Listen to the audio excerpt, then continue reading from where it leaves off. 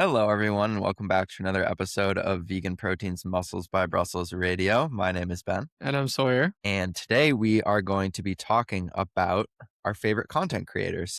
And I thought that this would be a good episode to cover because we sometimes will name drop certain people, certain organizations, and I don't think that we've had a comprehensive episode going over maybe some of the people that we learned from because a lot of people who are tuning into this podcast, they come here to listen to the conversations that we have, to learn. And so I think it would be a nice way to pay it forward for us to kind of promote some of the people that we feel like we've learned from. Before we get into that topic for today, Sawyer, I know you're in Albania now, so you were in Spain. We got to keep hmm the listeners up to date on what the goings on are. hmm Now you're in Albania. That's, I know, been a big transition for you, a little bit of a culture shock, and you're still kind of adjusting to this hmm new way of life, I guess you could say. So talk me through that. Let's hear about the travel and that process. Let's hear about maybe what, your first impressions, what you're noticing, maybe some of the hmm challenges you've had, some unexpected things. Share it all. Oh, man. Okay. I'll try to condense it because it's a lot. But starting with the travel was, we left Barcelona Wednesday night on a ferry, got to Italy on Thursday night. It was like a full 20-hour thing. And then we began the process of getting us, all our stuff, and our dog across Italy to get to the other ferry into Albania. And so we had to take these trains that we had scheduled. One of them ran late, so we had to reschedule another one. And it was like, having all these heavy bags with our crazy reactive dog was like, it felt like we compared it like when we were doing it to like the trip to Mordor. It was like carrying these heavy things and like, our crazy dog. It was like, he's like Smeagol or something. I don't know. But anyway, it was really a lot. And only afterwards were we like able to kind of start to decompress and like process like how hard that was. And like, it also is a little scary because you're like, oh man, now I'm here and I realize how hard it is to get back and how that process is. So it's a little bit daunting to you don't feel as like light and movable after something like that. And then we get here and it was nice to be in one place, right? But then yeah, we have all this culture shock. We don't speak a single word of the language. What language do they speak in Albania primarily? Albanian. Albanian. Okay. Yeah, which sounds like it sounds pretty like Russian, but then a little bit Middle Eastern as well. I don't know. It's hard to explain. Yeah. I was listening to a bodybuilding podcast the other day that I like, these guys from the UK, and one of them was talking about going to a soccer match, or I guess they would say football match, and the person next to them they were talking to the whole time initially had said that they were German, but then at the end they were like, "Oh, I'm actually Albanian," and they're like, "Wait, why did you say you're German?" It's like, yeah, people are kind of scared of Albanians. Like that's what the guy said, who's from Albania. So I thought that was funny because yeah, I mean, it's not somewhere that I think about a lot. So I just thought that it was funny that that came up in a podcast recently, given Yeah. your current situation. Yeah, it's very different. And there's, it's developing. It's not all like nice and pretty. We were looking at like the buildings and we're like, how the heck are these wires up to code? There's like all these wires like just like all over the outside of the buildings and stuff. But I don't know, at the same time there's like these marble type streets with cobblestone in the middle, and then there's like palm trees and shopping centers and stuff. So it's just different. And, finding vegan food has been a bit of a challenge. So I'm like getting experimental. Like I posted in the Vegan Proteins app yesterday, the chickpea tofu that I made. Just, we're having to get creative, but we are going to go check out the capital city in a few weeks and stay there for a while. So that should be a little bit easier for vegan food too. So yeah, I How think that's close are pretty you much the to the lot. capital? Like a 40-minute drive. Gotcha. And is the public transport decent there? We haven't really used it. There are buses and things, but things are pretty much walkable in this town. But yeah, I think it'll be pretty much walkable, except with the exception of getting to the capital. And the gym situation? What's that like? Yeah, that gym that I got is like a 15-minute walk away. It's at like I don't even know what floor of a high rise, and so you can see like the whole port area and some of the city. It's pretty cool. So I'll have to show you some pictures later. But yeah, it's a cool gym, pretty standard, and just paid for a month. Been going there, if you know. 5 times a week. It's been cool. Cool. Are you guys planning to stay in the area that you are right now the whole time that you're there, or might you bounce around a little bit to within Albania? We have this so the town we're in right now is called Duras, and that is we're here for the first month. We've been here a week, so we have a few weeks left of that, and then we're heading over to Tirana, the capital, for the next 2 months. So we've got that one booked out too. So just 2 locations while we're here, and then we're gonna head back to Spain. Yeah. Well, I think even when you're presented with challenges in these situations, and I know we've talked about this before on the podcast, I think it makes you more resilient because ultimately, the more adversity that you face and the more that you're able to overcome that and find ways to be creative. When Mhm. you're in environments or scenarios where those challenges aren't present, it just makes it that much more kind of on autopilot for you to be able to do what you need to do. And I think Mhm. also you gain a greater appreciation for different places and what the Mhm. pros and cons are of each place. Like there's no place that's perfect. There's always going to be trade-offs and things that Mhm. you like about it and things that maybe you wish were different. But I think if you kind of embrace it and you're like, you know what, this is not exactly what I would be my preference typically, but I'm going to Mhm. try to find ways to be creative. Maybe it'll inspire me to try some new things in the kitchen, like you were saying. I think that's Mhm. cool in its own way. Yeah, it's definitely it's always a ping pong match between being like resilient and being in your feels a little bit. So it's definitely challenging, and I also worry that that I have a short memory or something because I'm like I was living in a van for 6 years before this, so but I don't really think about that fact that often. Or like how difficult that was. I don't think every day about like how we had to go to the gym to use the bathroom a lot of the time and shower there and all that stuff. We just have that now. And I think it's very easy to forget. So I'm kind of like, am I going through adversity just because? Because am I going to forget in a month? But no, I do think there's some kind of lingering effects, which is that like you become less, I don't know, pedantic, little less fussy about things. And I think that's a pretty big payoff. It's just that it's not always immediately apparent when and how it's gonna show up, you know? Yeah, I think it's what's the saying where it's like it's not like the devil you know, but it's like the thing that you know it becomes familiar and you get used Mhm. to maybe dealing with whatever the challenges are around that. And then when you're put into Yeah. a new environment, like you said, it's you can kind of take for granted the things that you maybe didn't have before that you have now. And it's Mhm. kind of a case of like the grass always being greener. I know that we've talked about this with like going through cycles of fat loss phases and then building Mm. phases. Like you kind of always reminisce about what you had in the previous phase, and then you Yeah. look forward to a time where you're gonna have the things that you don't have now. So I think Yeah. it's important. I feel to be present and to lean into the positives of whatever you're doing as much as you can. Of course, you can still have feelings about your current situation and wish that things were different and let yourself feel those things, but it's also good to remind yourself of like, okay, these are actually some of the things that are great about the situation that I'm in, and I want to make sure that Mhm. I don't push those aside and forget about those. Yeah. I think to, like, have a bunch of experiences to call back on and be able to say, like, "Oh, yeah, I remember I felt this same way about this other place that I'm now romanticizing, so I should probably chill out with, like, the grass is always greener stuff," because you just kinda know not to trust your own, like, feelings all the time when you've done enough of, like, moving around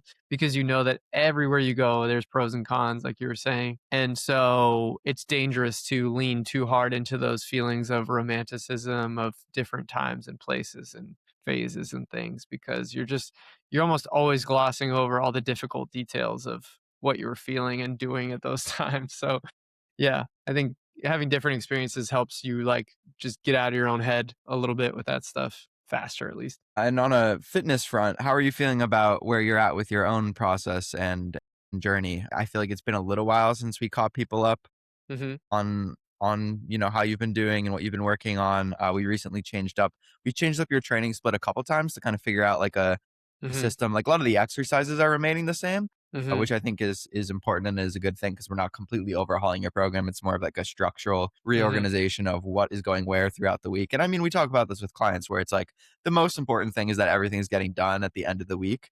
Mhm. And the way that you organize it is usually more like a practical constraint. And of course, there's some little like optimalities that you can try to account for when you're organizing your split.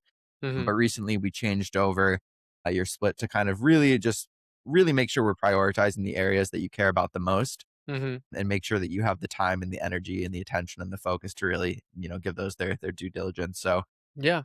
you know, you've also been, doing a good job maintaining, that kind of bottom end of the diet that we went through. So I just want to, hear how you're feeling about things in general. Yeah, man. Eventually, we got to talk about you, by the way. But to answer your question real quick, the program's feeling really good. I feel like the emphasis. I really do like this latest iteration we've done because it feels like I'm spending an appropriate amount of time on the things I want to emphasize and doing the exercises I like to do for them, and then other things feel very manageable but still like effective. So I am really liking this split right now. I'm still figuring out where to put cardio. I did one session today after my arm and shoulder day. And but I do, really like, and I really appreciate the input that you had for me on like, okay, if we're going to approach this from like, if we were going to do a show or something, what would I bring up? What would I focus on? How would I, so I appreciated the guidance that you had for me on that. And it helped me like, lean into the fact that, okay, maybe I'm not going to work on these muscle groups as much. It's very hard for me to take things off my plate. As you know, with training, it's hard for me to be like, oh, maybe I won't make as much progress here or there. But having you be like, nah, I wouldn't worry too much about that. That's very developed. These things are okay. That was really helpful. So I think that calmed some of my demons down, that conversation we had. And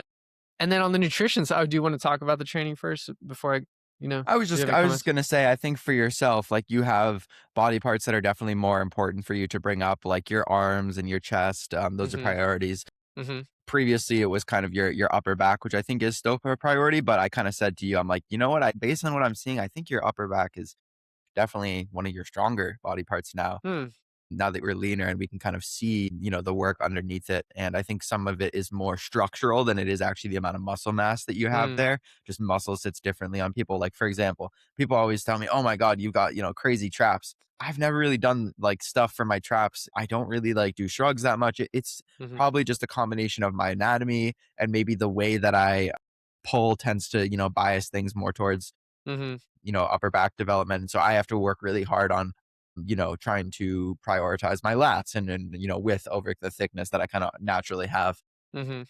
So, reflecting that in our programming changes, bringing down your lower body volume and frequency as well, because I mean, you care about having nice developed legs, but it's not your number one priority. And I think Mhm. just reminding you of that and also understanding this is more than enough to maintain and still make progress actually and be growing on that. Mhm. And I think for yourself, even if it's not a priority, there's sometimes this fear of missing out or this fear of, am I going to regress? But just Mhm. kind of bringing it back to like, what actually are your priorities and, understanding that, hey, I'm still going to make progress. It's just not going to be at the same rate as these other body parts. And that's actually Mhm. a good thing because that's what Mhm. we want to be doing in the first place based on your Yeah. goals. Yeah, and I've tried to do the whole thing where you try to make everything progress at the same time. That works for new people in the gym, but as a more advanced lifter, man, you could really burn the candle at both ends if you're trying to make everything go just as fast, especially if you're just hammering the volume like I have. So, yeah, it's good to have you kind of guiding the journey a little bit, the process, because it's so easy to be very demanding of yourself when you want this stuff so bad, or you feel like you can handle more than most people, blah blah blah, whatever BS you tell yourself in the moment. So it's good to have somebody checking on your work and being like, no, I think we should chill out here, or yeah, no, I think you could do more, or whatever. It's just good to have two heads are better than one. You know what I mean? Yeah. So the training's been good. I really have liked this new split.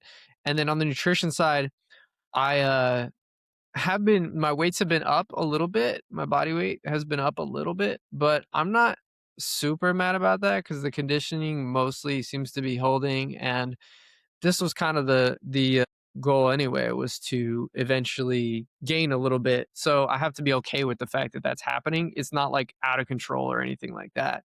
It's just happening. So yeah. I mean, think about the fact that we ended the dieting phase like basically in the like start of this year, and we've been very slow. I forget the exact time. I want to say January, February, somewhere around there, and we've kind of just been like slowly reversing out of it. So the fact that maybe on average you're actually, I mean, when we kind of started increasing your calories, you actually lost a little bit more and now it's kind of coming back up almost to where it was when we had kind of stopped the hard dieting phase. I think the fact that you're seeing training progressions, even if they're slow and steady, which is to be expected at this point. The body weight does eventually have to come up, but it's something where it's like, okay, if we look at the past 3 months, for instance, maybe on average we're kind of the same where we ended the diet, maybe up a pound or two. That's exactly kind of the rate of gain that we we're expecting at this point. And of course, if you are again on the newer side to lifting, that might change what that expectation is in terms of your rate of gain if you are going through a building phase. I think that's also why it's important to not just focus on scale weight, to also have obviously training performance, but the visuals as well. Sometimes the tape measurements can be useful, I find, in certain scenarios, especially like waist circumference. I think that's a probably the most useful one out of all of those. But yeah, man, I think, as far as I'm concerned, I think it's been a really successful transition, and like a really successful, that kind of slow build that you've been after for a while, kind of your white whale, that you've been Mhm. chasing, is like not, Yeah. not taking it too far too quickly. And you've done that. So I think That it's something to be proud of. I'm so grateful for your influence, man. I mean, it's funny you call it the white whale. It's a really good analogy because it does feel like I was constantly like slipping and sliding past the rates of gain that actually wanted to and needed to be going at this stage. My again, my zeal for all of this kind of got the better of me, I think, a lot of times, and my fear of regression in terms of strength and muscle, held me back from doing the real cut that I needed to do to like have the aesthetics that I wanted. So you were able to help me get through that kind of hurdle of, hey, you got to lock in and do this. You're not going to lose muscle. You also have to be more patient on the way back up. And it's just been good all around. So yeah, I really do appreciate the help there. And yeah, you just had a very good way of knowing what I needed to hear and when. So yeah, man, it's been a real cool journey so far. Dope. What do you say we get into the topic for today? You don't Cool. want to talk about you at all? I am very curious about you. I feel like we Okay. haven't talked about it, you All know? right. All right. Sure. We can do that. We can do that first. What do you At want to least a know? few minutes. Yeah. So let me know what's been going on in your world. I know that your girlfriend got a promotion recently. I know that I don't think you've been spending a ton of time with your parents, but you have been back and forth between Lexington and where's the place you're called? Burlington? No, Burlington's Vermont. Where are you in? Where's the place you're in again? Brighton is Brighton. I mean, it's like it's similar to like the boroughs of New York City. It's like part of Boston proper. So Mm-hmm. technically Brighton, but sometimes our address is listed as Boston too. So yeah, Okay. basically Boston. Okay. Yeah, we've been a little bit less back and forth the past couple weeks just because Mm-hmm. the work schedule has been definitely pretty hectic for Dana. So Mm-hmm. there's been a lot of just kind of hanging out here, hunkering down, working for both of us, Mm-hmm. which is it's I think it's you kind of have this natural ebb and flow, at least we do, Mm-hmm. where our work is a little bit more variable. It's not a consistent 9 to 5 either of us. Mm-hmm. There's some days where she's working 16-hour days. There's some days where it's more chill, like 6 7 hours, and Mm-hmm. it really just depends on the season. And I'm Man. I'm okay with that. I've learned to be a little bit more, it's helped in this kind of progression of me learning to be more flexible for sure, Mm-hmm. which has been like a continual progression over the time that I have been doing this whole fitness thing and bodybuilding thing. There's times where I've been very rigid with my routine, and I think that's kind of how it started out. Mm-hmm. And over time, as you get more skilled with something, I've made this analogy before, but it's like the basketball player or the musician who's able to kind of improvise once they've learned the rules. It's similar with fitness, I feel, where over time you learn all the different tools and strategies that you have at your disposal, Mm-hmm. and you can implement those when necessary. And you still try to create some semblance of structure where you can, but then you have to be able to be adaptable based on the scenario and understanding Mm-hmm. that not every day is going to look the same. So in the past, I've been very much like, this is the time I go to bed every day. This is the time I Mm-hmm. wake up every day. This is the time I eat my meals. This is the time I go to the gym. This is the time that I do my work. Mm-hmm. But now it's been a little bit more of a, hey, let me look at my schedule for tomorrow. Let me plan out kind of in my head where I think the day is going to go and how it's going to Mm-hmm. flow. And it might not exactly go to plan. And I have to be okay with that. And I have to be able to adjust accordingly. And, even with training, kind of moving things around, finding a split that can be a little bit more flexible. Push pull legs has been really useful because My girlfriend and I, we like to train together when we can.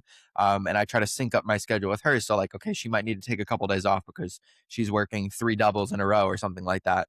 Yeah. So then the next time that she can train, what did she do last? What is she going to do next? Okay, so let's say we're running a push pull legs. Last time we trained pull together. She's going to train legs in a couple of days. So I got to kind of back plan and say, okay, what am I going to do these next 3 days so that it kind of Mm, lines up with her schedule. And that's that's cool. forced me to be more creative with my programming as well. And Mhm. just understand that, it doesn't have to look the same every day. I feel like I have at this point a really core like roster of exercises that come in and out, Mhm. and occasionally I'll throw like a new one in there and just kind of see, oh, does this line up with what I've been doing? Do I like this more or less than something else that I've been doing? Mhm. And then as injuries pop up, of course, you have to kind of manage that appropriately. So yeah, I think it's just been a continuation of that. We haven't been going as much. We went down to the Cape for Mother's Day this Sunday, which was nice. Mhm. We just drove down for the day. It's an hour and a half away, so that wasn't too bad, and that was nice to be able to spend the day down there. My Mhm. brother was home for the first time in like since the start of the year because he went to Costa Rica and then he went Mhm. to Florida for a month and then he went to LA for a week, and now he's back in the Boston area. So I saw him for the first time in a while. And I think the next couple weeks are going to be a little bit more chill. I'm really looking forward to summer and be doing more like beach stuff and hiking and Mhm. coming out of the winter and just honestly just being able to go out for walks throughout my day is really nice. Like it's May is a great month here because it's kind of like it's like 50s, 60s. You might get the occasional day in the 70s, which I really like. That's like my Mhm. my favorite kind of temperature, and a little bit sunnier. So yeah, we've got the garden going in Lexington as well, which Mhm. it's a little bit of an experiment because the house kind of blocks the shade, kind of blocks Mhm. the sun, and so there's shade, and so there's not like a perfect spot for the garden to be. So Mhm. we'll see what ends up kind of growing and what doesn't grow. Mhm. And Okay. outside of that, yeah, work's been good. I really, I am super fortunate to work with all the people that I work with. I really, I love all of my clients, and Mhm. there's just a lot of cool people, a lot of people I really enjoy having conversations to. I always look forward actually to, checking my messages and seeing what I've got because I Mhm. just really enjoy like being able to help people and having those conversations and feeling Yeah. like I'm helping people move forward. So life's good Yeah. right now, even though it gets busy and stressful. And I will say, the past couple weeks, and I want to say probably the past 8 months, maybe I'll even say the past year. I want to say since last fall. I feel like I have let stress get to me a little bit more than I have in the Mm. past. And I think part of that Interesting. is just a new level of stress that I haven't experienced before with more responsibilities and more Mhm. variables. But I Mhm. think it's good because it's that, what is that, hormesis, right? It's like a positive amount of stress that causes you to kind Mm. of grow and adapt and Mhm. become more resilient and become Yeah. stronger. And I think that at times I'm not always happy with the way that I deal with it, and I'm like, this smaller stuff, like, it used to not bother me, and I find myself Mhm. getting frustrated more easily. So one Mhm. thing that I feel like I'm actively working on right now is understanding that there's always going to be stuff that needs to get done. There's always going to be stuff on my plate. It's going to get done. I'm going to get it done because I always do. So I need to Mhm. trust that. And stressing about it isn't going to make it happen any faster or get done any better. So just trying to like remind myself I can move at a pace that is efficient, but I don't need to like be in this frantic state of rushing around all the time to get everything Mhm. done. Like I can trust that it's going to get done. I'm not going to forget stuff, and that I can do it and execute it without kind of creating this mental headspace that I don't enjoy being in anyways. Yeah, it's hard to go from, like, very regimented to having to be flexible, but I'm glad that you see the merits of doing that and taking on these responsibilities because you also get to have these kind of fulfilling relationships, like, with your girlfriend and your cat and your family and, those take maintenance, so it is a lot of moving pieces, but it's for a good reason, so I'm happy that you're feeling, like, not overwhelmed and that the stress is helping you grow because there's definitely a level at which it could be like counterproductive for sure.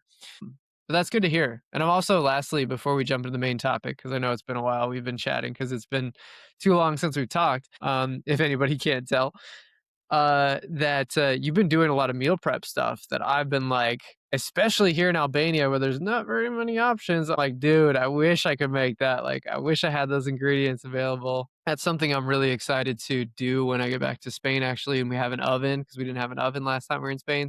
That's I'm excited to hear about more about that. Like, what you've been doing, like a protein bread, you've been doing like a seitan, and then there was like something else? Oh, you're doing like your own tofu and stuff sometimes, right? Yeah, the tofu is a little bit more involved of a process because we bought a bunch of soybeans. So we're making our own soy milk and doing the whole thing where you blend, you soak the soybeans, you boil them off, you blend them, you strain them through the cheesecloth, and then you can make it into tofu or yogurt or whatever. I'm not gonna lie, it's pretty time and labor intensive. So what I did Yeah. was I got this machine that can make soy milk essentially, but there's ones that will separate out what's called the okara, which is like the pulp, Pulp. basically, like the fiber part of the soybean. But I wanted to get one that this one was very, I spent so much time reviewing all these different soy milk machines to see like what one would serve the purpose. This one blends everything together at a really high speed and it heats up the soybeans so you don't have to soak them ahead of time. You don't have to boil them. It Nice. boils them and it blends it all together. But if you don't stir it before you use, so like, then I have this big thing of soy milk, but it has the pulp and stuff. So the pulp will settle at the bottom if you don't stir it. So we have a little Mhm. jug that you can use that you bring the thing up and down and it like whirs and it mixes it in the container. Mhm. So Mhm. I drink that. For my girlfriend, it's a little bitter and it's a little gritty for her. Mhm. Um, and I totally get that compared to like the conventional soy milk. Mhm. I'm a little bit of a what's the word that I want to use? Weirdo.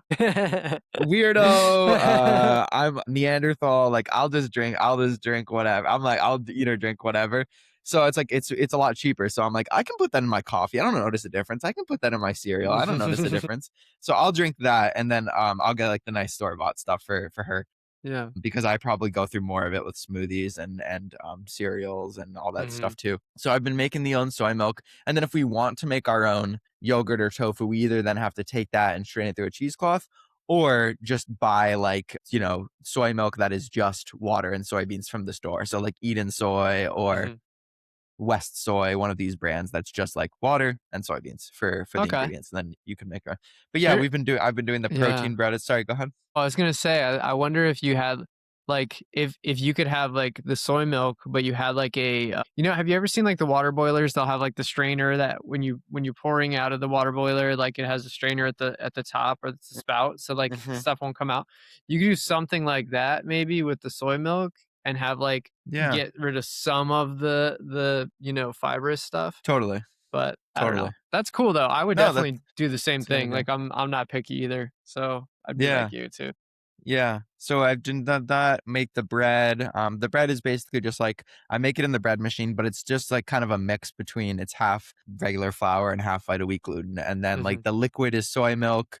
So Mhm. that adds a little bit of extra protein as well to the bread, Mhm. and gives it almost more of like a brioche kind of feel to it. But it's kind of just like Mm. a standard like white bread. And then we had a ton of leftover alcara from the first couple batches of soy milk that we made. So I made some Mhm. like breads and stuff with that were also kind of high protein and just meal prepped a Cool. bunch of that and Yeah. sliced it up and put it in the freezer. So yeah, I'm doing a decent amount of meal prep. Seitan we go through so fast. The seitan recipe that I use is it's from Nora Cooks. She has a vegan fried chicken recipe, and I just take the base of it without like the breading and the frying, and just the base of it with Mhm. seitan. And it's basically just Vita wheat gluten, spices, some like veggie broth, and then a little bit of olive oil. And it's Mhm. delicious. It's super tender and moist and juicy. And so I'll Mm. put that on salads. I'll fry that up, and we'll have that just as a protein on the side with stuff. Mhm.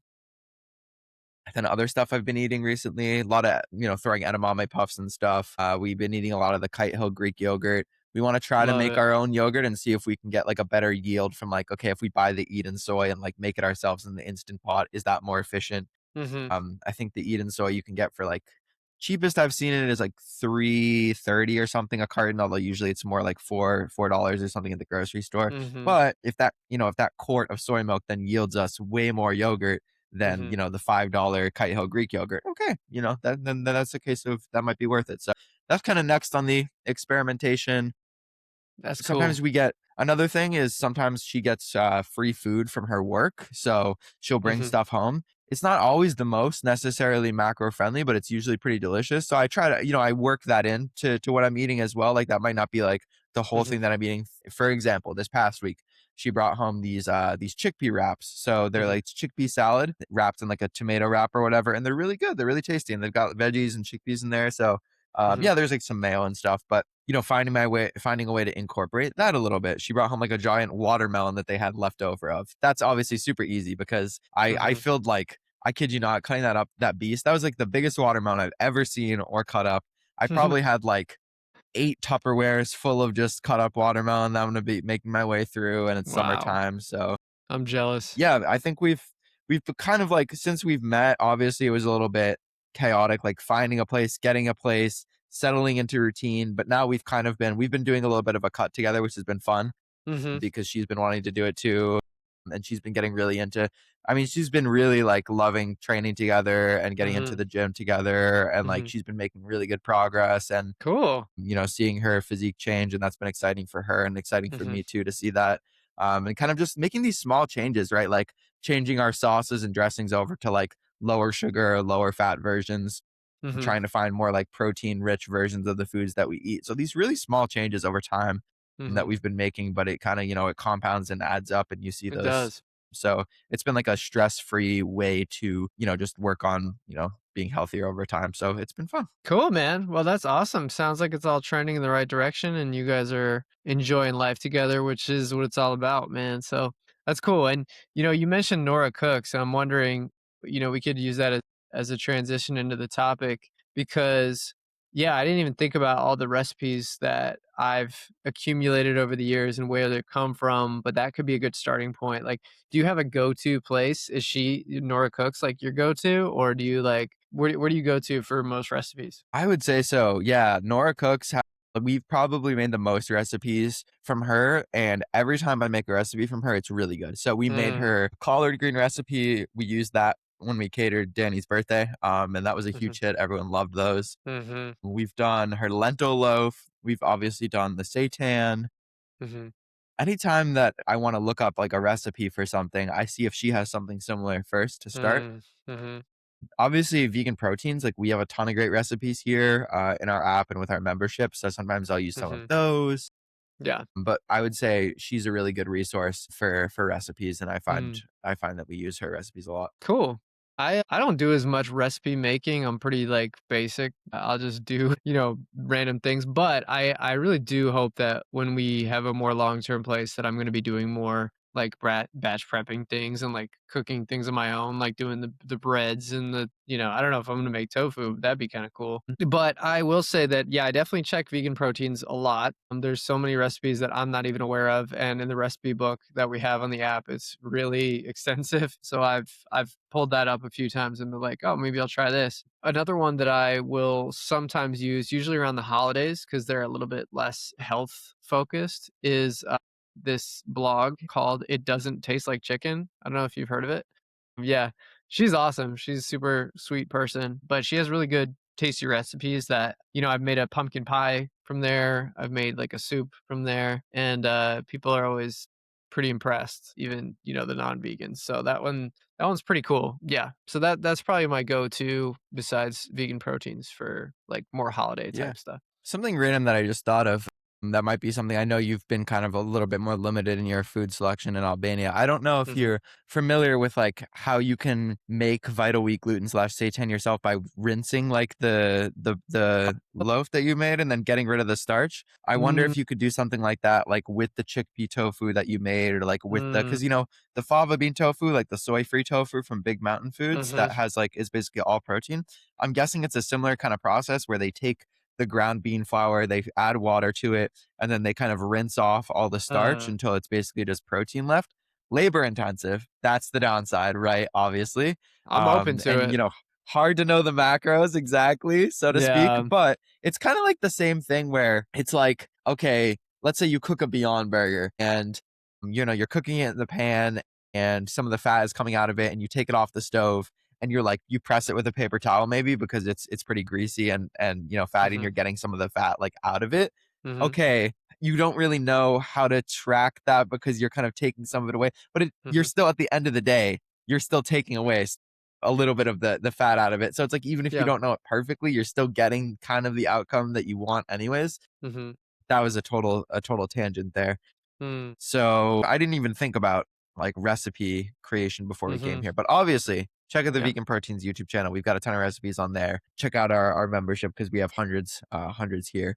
Mhm. In terms of like nutrition, more like educational resources around nutrition, Mm. the ones that I have written down here are Simon Hill, The Proof. I think that's a Mhm. great podcast and Mhm. very, I would say more sciencey. It may be like as an introduction, it could be a little perhaps overwhelming Mhm. to listen to, but I think he does a really great job of keeping the evidence and making sure that he's not too bombastic or too hyperbolic with the claims that he makes. He keeps it very evidence based to the point where, Mhm.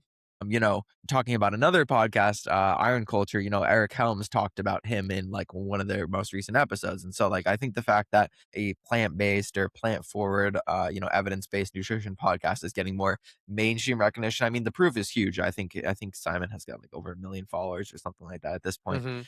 I think that's having a really positive impact. And then this isn't a podcast, it's a person, but he's kind of new and up and coming in terms of like the vegan doctor space. But Dr. Matt Nagra, I think he's really great. And Mhm. would definitely be someone that I would consider following if you've never come across him or heard of him. Obviously, there's all the plant-based doctors that people know, like Dr. Greger and Barnard and Ornish and Esselstyn and all that. So I don't think we even need to go down that direction. I'm trying to look for people who maybe Mhm. people haven't heard of before, who are maybe newer to the space but are doing a really great job. And Mhm. those are two that came up for me in terms of nutrition was Simon Yeah. Hell the Proof and then Dr. Matthew Nagra. Those are two of my favorites as well, and ones that I was gonna bring up because I think that as much as I do appreciate the whole food plant-based messaging of like the PCRM crowd and those kind of people, I think that at least for my taste, I like having a little more nuanced conversations around nutrition. And I think that it is also helpful for clearing up why not every dietitian is plant based right now and things like that, because they're also talking about food politics and they're also talking about, how hard it is to get the science into these different professions and things like that. And also some places where the evidence isn't all that clear. You know what I mean? So I really like that they dive into those things. It provides for a more nuanced understanding, I would argue, of nutrition and not so like I think if you stay at that like very surface level, kind of understanding of nutrition, you can end up getting pretty frustrated by the fact that like it just seems so clear that like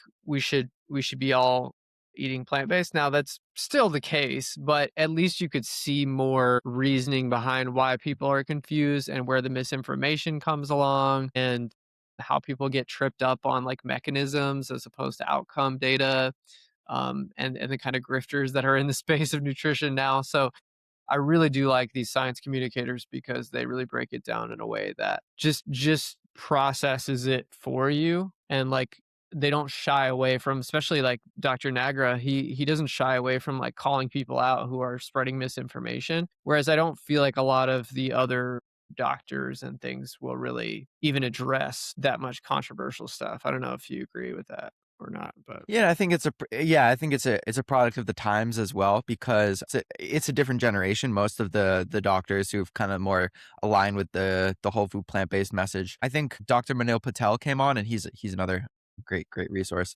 mhm, He came on and talked about how they paved the way for a lot of the now up and coming vegan doctors in mhm, terms of doing some of the early research, having the anecdotal experiences with their patients. mhm, And I think that they continue to do a great job of sharing their message and sharing their story. But for those who are maybe younger and newer, like there's not going to be a lot of, I don't know, probably not going to be a lot of like teenagers, 20-year-olds, 30-year-olds, maybe even who are finding that information because the way that social media works these days, you kind of have to play the game of getting involved a little bit more in debates, in drama, you could call it, in reaction videos. That's how you get people to pay attention.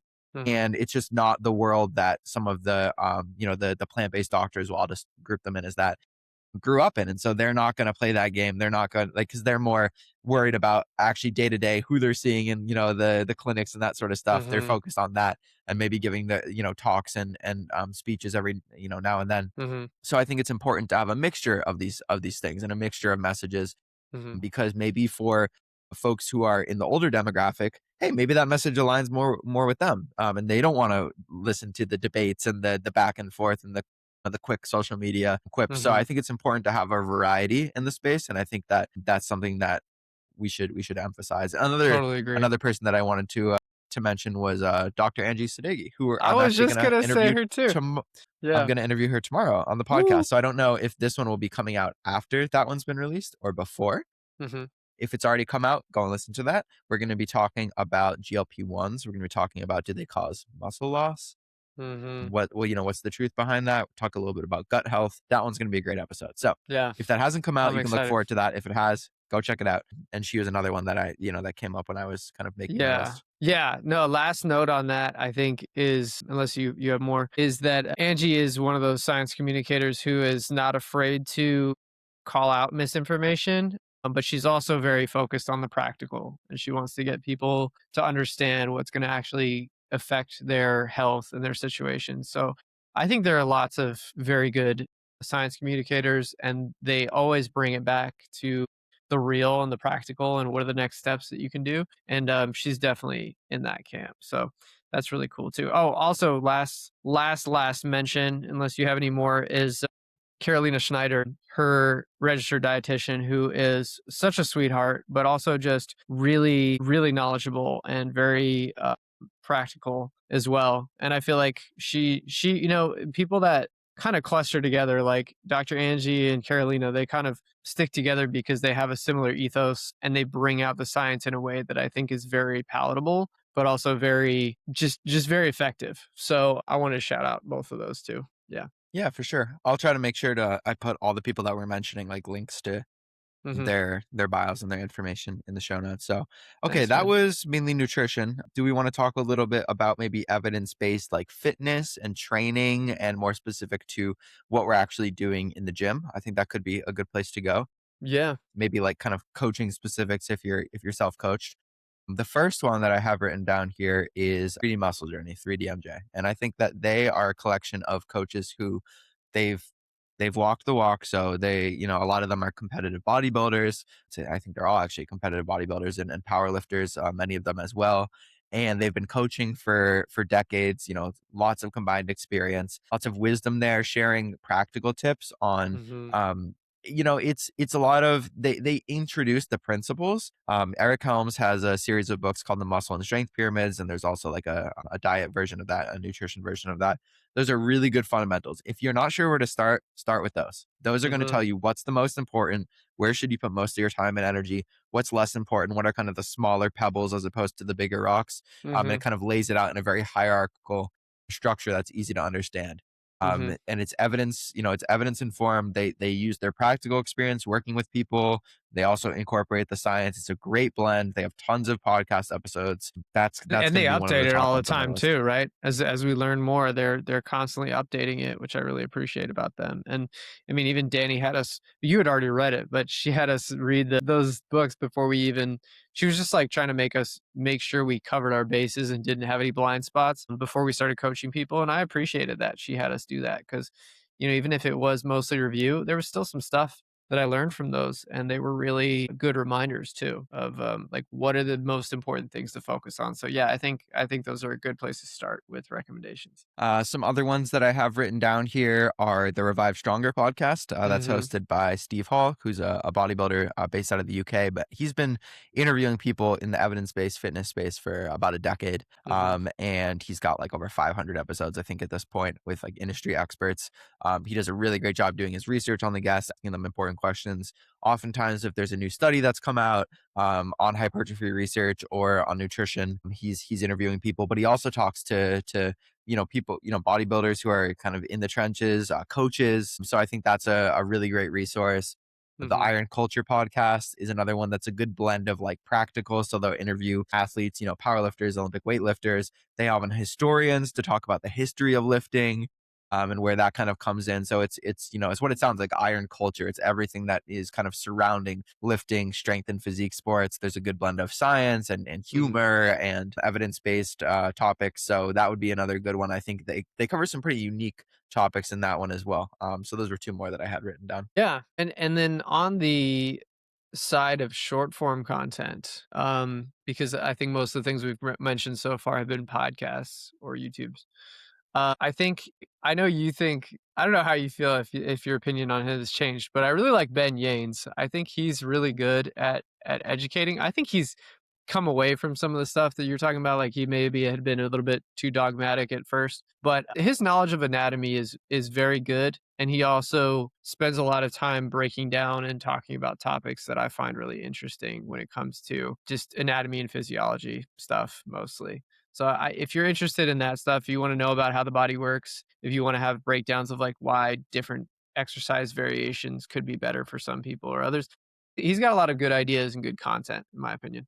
If you wanna I'd say if you wanna, like, nerd out about anatomy and Yeah. programming and, like, biasing different muscles, like, that's a great, like, specific Mhm. resource to go to. So I would agree with that. And then the last one I have is Jeff Nippard, and Jeff Nippard's been making YouTube videos for a long time. Again, he's been around in the space for a while.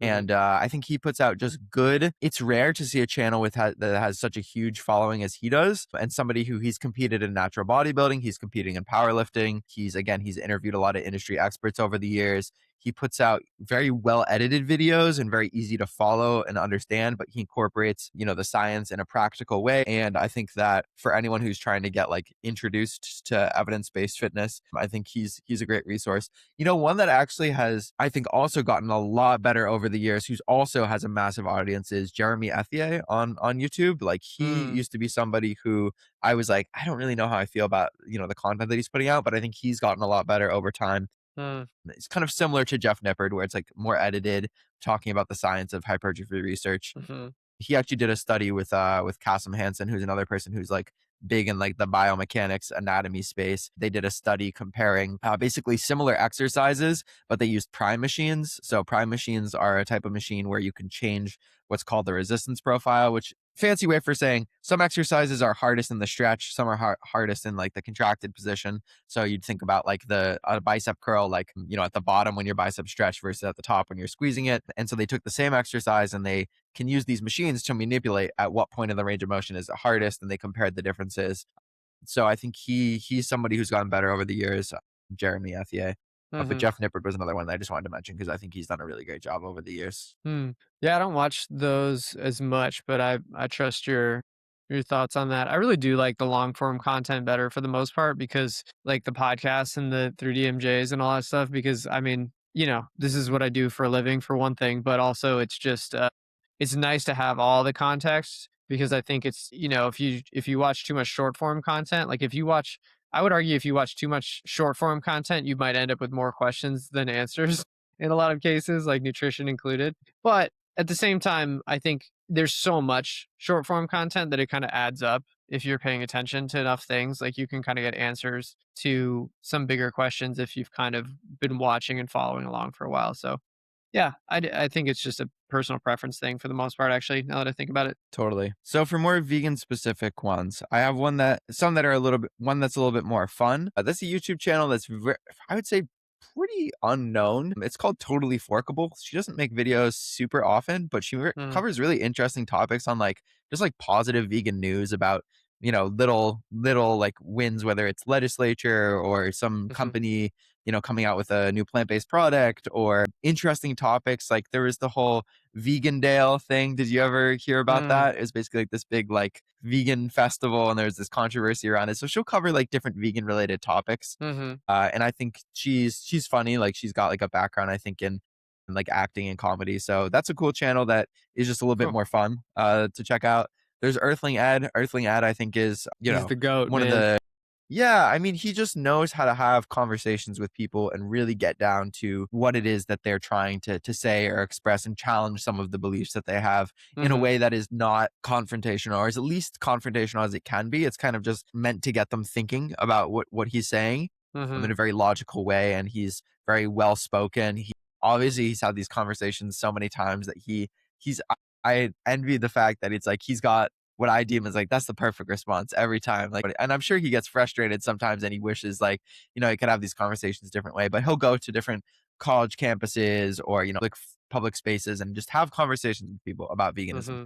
Hmm. specifically with the ethics, the animal ethics. So Yeah. that's a great one. And then two that are not necessarily content, but I think are interesting resources are Faunalytics and Animal Charity Evaluators. And these are companies that look at the most effective ways to be an advocate, a vegan Mm, advocate. And they look at what are the most effective forums? Is it social media? Is it protests? Is it donations?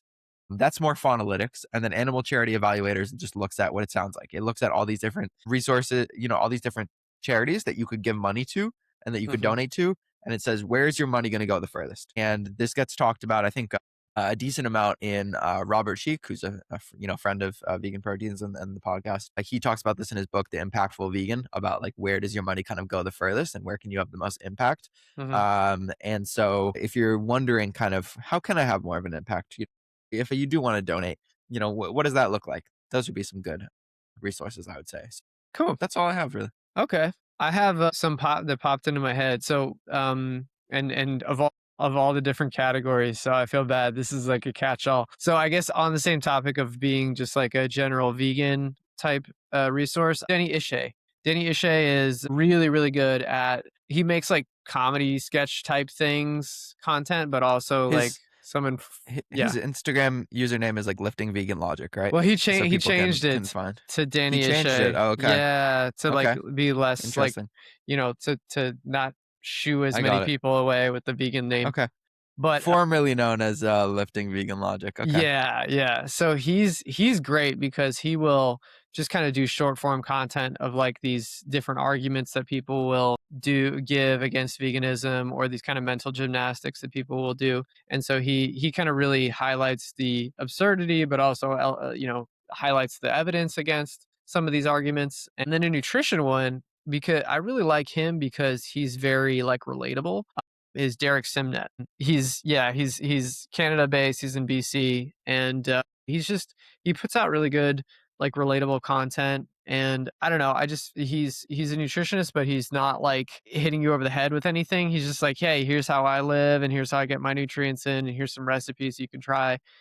And it's like kind of like infotainment, I guess you could call it. It's pretty cool stuff. He's Yeah, got like a super just like positive, infectious attitude about him that makes him so yeah, fun to watch. Like he's just got like yeah, a kind of like childlike energy to him that I think yeah, is it just makes like you whenever I watch one of his videos, I walk away feeling like I don't know, just like more like happier, honestly. yeah, Like I think he's yeah, just got like a really like awesome, positive, upbeat attitude about everything. He doesn't take himself too seriously. yeah. He makes like healthy eating and like lifestyle like look fun and like exciting and like you want to Hmm. just get into it. It doesn't I think some people have this perception of fitness is this thing I have to do and it's a drag, but he makes it just like seem welcoming and inviting, and I Hmm. really appreciate that. Yeah, no, I'm totally with you on that. He kind of reminds me of the Watton twins too, who were Canadians as well and lived in BC for a long time. They're all just such positive people, and they always look for the good in every situation, and they care deeply about how they affect the earth and the animals on it. And I just think it's really cool to see how people live, and makes you feel like, I don't know, I want to be more like them. It's not like they're preaching. They're not on their soapbox. They're just like, hey, here's how I live, and you're just like, it's just very inviting, definitely. Um, Dang, there was one more that I wanted to say, and I totally forget now. There's just so many that I Well, forget. when you remember, you can make a list and then you can drop it down in the comments on this episode, and Sounds like a good idea. people can find any ones that you saw. I think that Yeah. was a pretty good list, man. I think between the catch up and some of the quick hits that we had, I think people will have some new people to follow, some new content to consume, Mhm. and of course, if you're seeing this video, you should definitely check out our other channel, Vegan Proteins, the main channel. If you're watching this on the podcast channel, Muscles by Brussels, because we put new videos out there every week talking about nutrition and fitness and training. And I might be biased, but I think we do a pretty good job, communicating a mixture of, practical and evidence-based, client-informed content there. So Yeah. if you're interested, head over to the Vegan Proteins YouTube channel. You can find more from us on veganproteins.com. If you're interested in getting help with your own fitness journey, that's what we do here. We're coaches. We work with people. We're the longest operating online vegan fitness coaching company, and we'd love to help you out and to work with you. We also have a Muscles by Brussels membership. We've got a new app that we just rolled out that's super snazzy and we're really excited about. So you can Mhm. find more about all of that on our website. You can reach out to coach@veganproteins.com if you're interested in any of the things that I just mentioned. You can find us everywhere, Vegan Proteins and Muscles by Brussels. My Instagram is at Ben A. Mitchell. Sawyer's is at Soyboy Fitness Coaching. Alice's is at Vegan Proteins Alice. With that said, thank you guys for listening to another episode of the podcast. It always really helps out if you're watching on YouTube, if you can leave a comment or a like just saying you enjoyed the episode or maybe some topics you want us to cover. You can always send us a Instagram DM with any questions that you have about anything fitness related, or anything related to the podcast. If you're listening, definitely reshare, and if you tag us, we'll reshare that forward for you. And we just really appreciate your listenership and being here with us. So thanks for listening to another episode. I'm Ben. And I'm Sawyer. And I want to know, by the way, who are your favorite influencers? Drop in the comments below. Yeah, we want to learn too. We want to know who maybe some hidden gems that we haven't that we don't know about. So Yeah. yeah, thanks guys. We'll All right. catch you in next week's episode. See you Bye guys. everyone.